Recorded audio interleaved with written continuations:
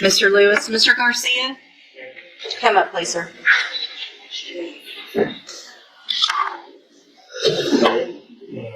Mr. Garcia, you tested positive for marijuana, amphetamines, methamphetamines, and ecstasy. Did you drive here? Oh, you're surprised about the ecstasy? Well, yeah. All right, so I'm going to find, obviously, that is a violation of your bond conditions. I also told you last week specifically that you had to be here on time. No, you were not here. And so I'm going to raise your bond in your case to $100,000. If you make that bond, a condition of it is that you have a drug patch on at all times, that you also have a GPS monitoring device and remain in Jefferson County since you can't seem to get here on time. We'll figure that out. Talk to your attorney. You can go back with the bailiff. Himmler on Jason Harris.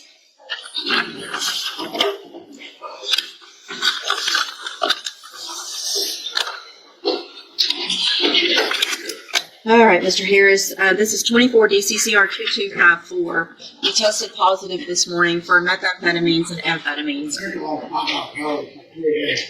And that's the only thing I think that was going to talk. I mean, he's to my kids.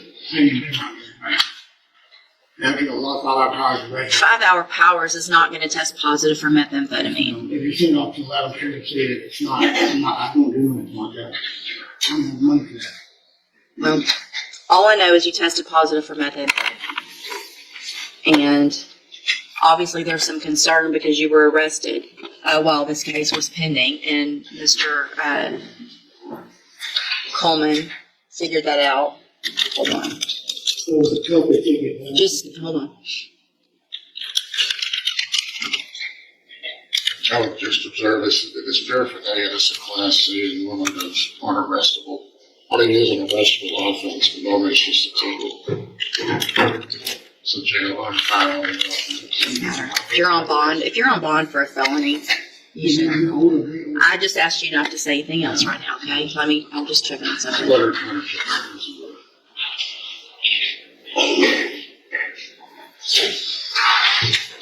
Obviously, Google and AI is not the end-all, be-all, but it is unlikely to cause a positive result on a standard drug test. A 5 hour energy drink does not contain prohibited substance like THC, opiates, or amphetamines.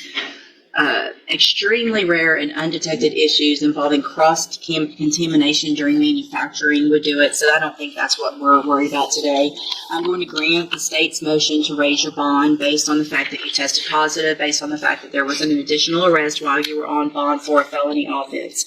I'm raising your bond in your case. It's currently set at $30,000. I'm going to raise your bond to $75,000. I'm going to order, as a condition of that bond, that you have a drug patch at all times, that you get it changed out as you're supposed to.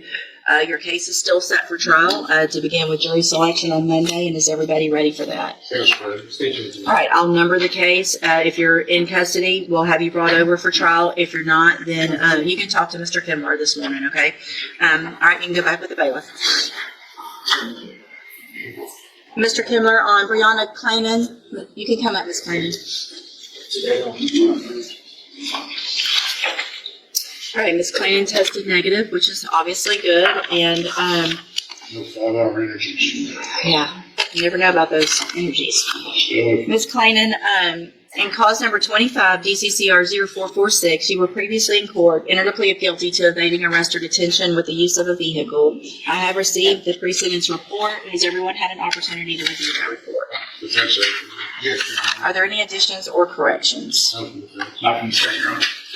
What is everyone's position with regard to the recommendation in the pre-sentence report with regard to her addiction issues? The recommendation is ISF followed by JCDI program. Again, for the defense, Your Honor, the treatment continuum, I suppose, and since she's demonstrated at least today that she's drug-free, then I would suggest the court hold the ISF in advance and just see how she progresses in probation.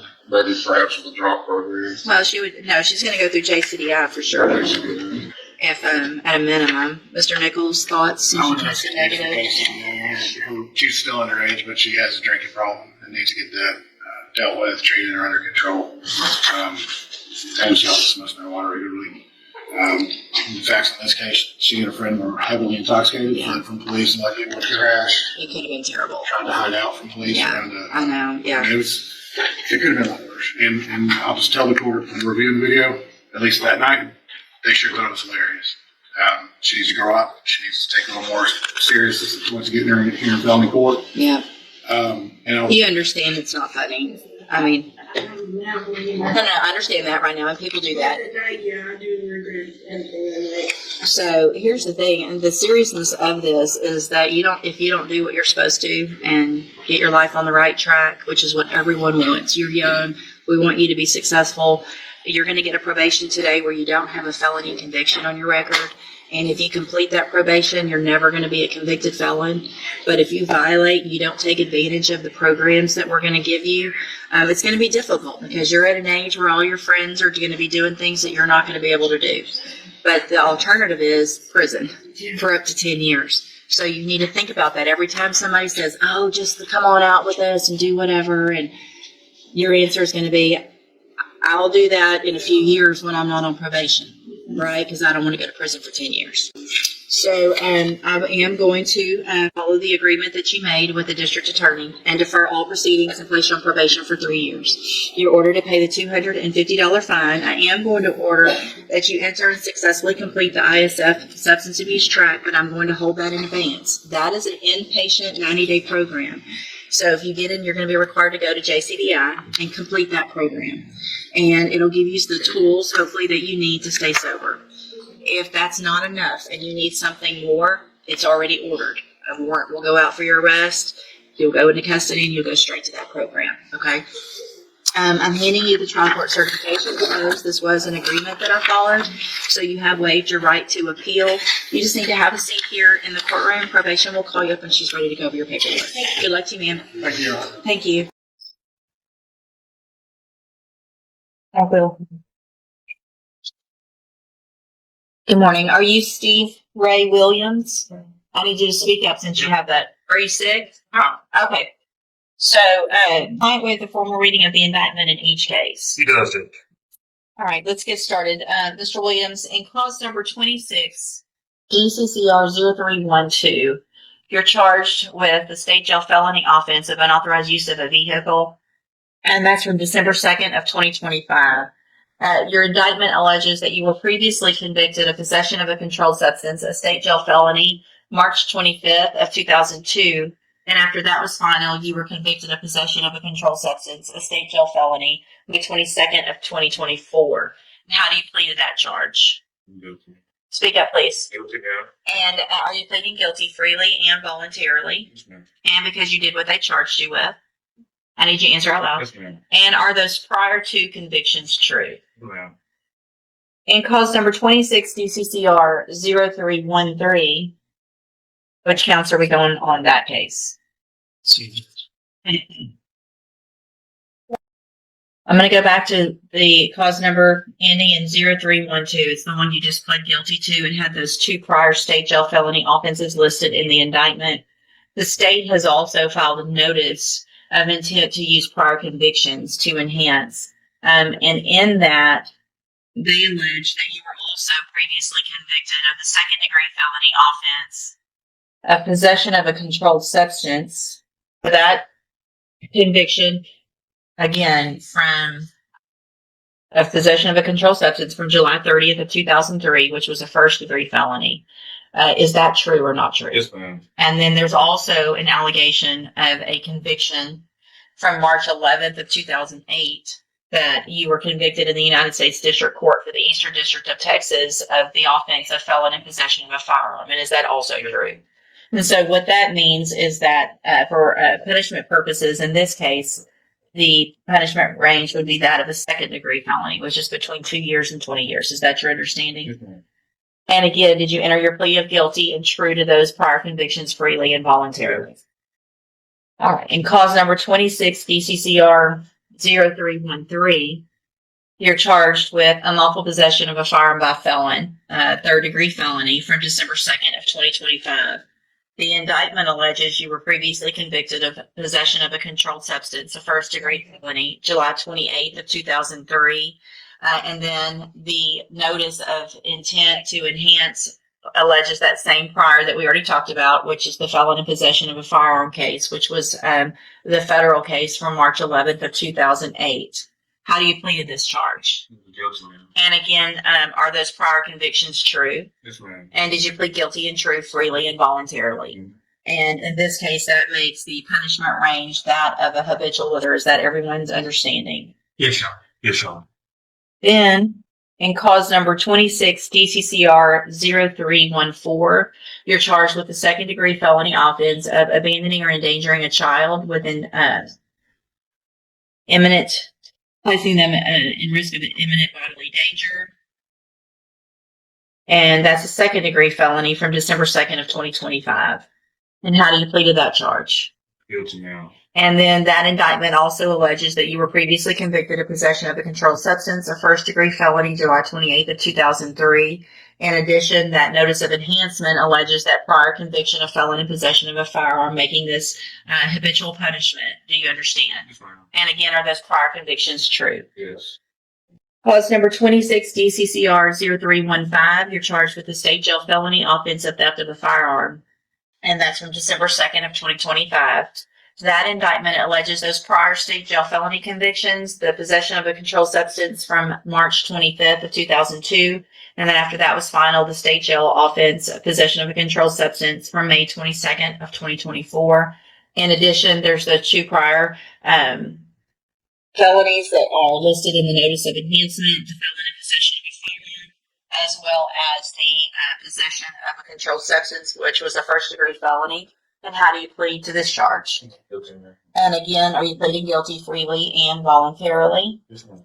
And also, are all those prior convictions true? Yes. And then finally, in cause number 26 DCCR 0316, you're charged with a first degree felony offense of aggravated kidnapping from December 2nd of 2025. And how do you plead to that charge? Guilty, ma'am. And that alleges in the indictment the prior offense of possession of a controlled substance, a first degree felony, July 28th of 2003. In addition, there is the notice to enhance that alleges the prior felon in possession of a firearm from March 11th of 2008. And are all of those prior convictions true? Yes, ma'am. And that for punishment purposes makes this a habitual offender, correct, everyone? Yes, ma'am. Did you enter your pleas of guilty and true in all of these cases freely and voluntarily? Yes, ma'am. And did you plead guilty in each of the cases because you actually did what they charged you with? Yes. In all of these cases, I have here on the tablets and documents and have your signature on them that the state has marked as exhibit number 1. Before you signed these, did you go over them with Mr. Lewis? Yes, ma'am. Do you fully understand them? Yes, ma'am. And do you understand if I follow the agreement that you've made with the district attorney in each case that you'll be waiving or giving up any right to appeal? Yes. So is it 20 on the 2 State jails. and 35 on all others? That's right. All right, sir, in each of your cases, I'm going to find that you entered your pleas of guilty and true, freely and voluntarily. Find again you're mentally competent and understand the nature and the consequences of all of those pleas. In cause number 26, DCCR 0312, find sufficient evidence to find you guilty and find all those counts true. And in that case, sentence you in accordance with your agreement to a term of 20 years in the institutional division of the Texas Department of Corrections. You will receive credit on that sentence for any time that you've been in custody that the law gives you the right to receive. In cause number 26, DCCR 0313, find sufficient evidence to find you guilty, find those prior counts true, and at this time find you guilty of unlawful possession of a firearm by felon. Sentence you in accordance with your agreement to a term of 35 years in the institutional division of the Texas Department of Corrections. You will receive credit on that sentence for any time that you've been in custody that the law gives you the right to receive. In cause number 26, DCCR 0314, find sufficient evidence to find you guilty, and at this time find you guilty of abandoning or endangering a child. Find those prior convictions true. Sentence you in accordance with your agreement to a term of 35 years in the institutional division of the Texas Department of Corrections. You will receive credit on that sentence for any time that you've been in custody that the law gives you the right to receive. In cause number 26, DCCR 0315, find sufficient evidence to find you guilty, and find all the prior convictions that you pled true to true, and at this time find you guilty of theft of a firearm, find those convictions true, sentence you in accordance with your agreement to a term of 20 years in the institutional division of the Texas Department of Corrections. You will also receive credit on that sentence for any time that you've been in custody that the law gives you the right to receive. And then in clause number 26, DCCR 0316, find sufficient evidence to find you guilty, and at this time find you guilty of aggravated kidnapping, find those prior convictions true, sentence you in accordance with your agreement to a term of 35 years in the institutional division of the Texas Department of Corrections. You will receive credit on that sentence for any time that you've been in custody that the law gives you the right to receive.